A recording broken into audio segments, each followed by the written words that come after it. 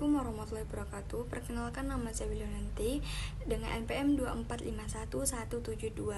Saya dari Prodi Ilmu Hukum. Hari ini saya ingin menjelaskan tentang bagaimana pembentukan peraturan-peraturan perundang-undangan di Indonesia itu dilakukan. Nah, jadi kalau kita dengar kata peraturan perundang-undang mungkin itu dengar rumit dan berat ya, tapi sebenarnya ini adalah aturan-aturan hukum yang mengatur kehidupan kita sehari-hari, mulai dari undang-undang, peraturan pemerintah sampai peraturan daerah.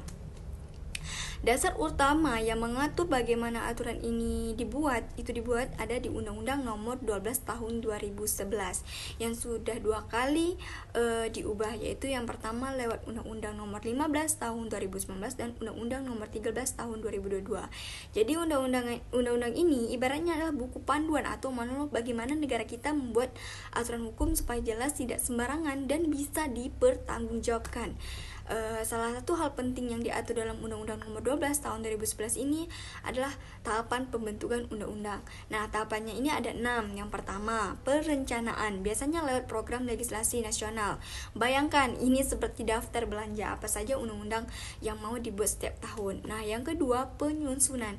Di tahap ini, draft undang-undang ditulis melibatkan ahli hukum, perancang, dan juga masyarakat. Nah, yang ketiga yaitu pembahasan. Pembahasan ini dilakukan di DPR bersama presiden atau pemerintah ya, harapannya dibahas dengan serius. Tapi faktanya sering juga dipengaruhi kepentingan politik. Nah, yang keempat pengesahan, yaitu tanda tangan presiden. Yang kelima, pengundangan, artinya aturan itu resmi dibuat di lembaran negara.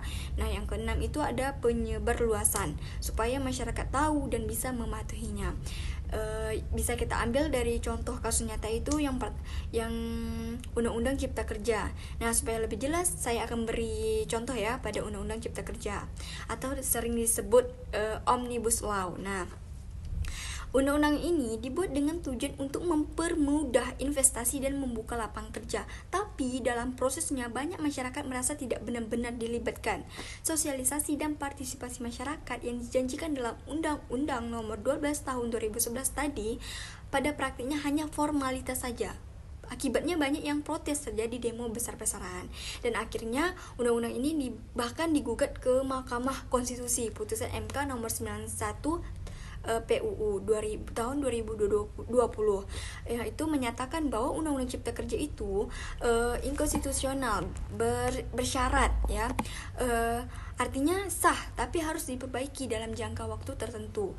Ini contoh nyata ya, bagaimana kalau prosedur pembentukan undang-undang itu tidak dijalankan dengan baik, maka legitimasi undang-undang bisa dipertanyakan.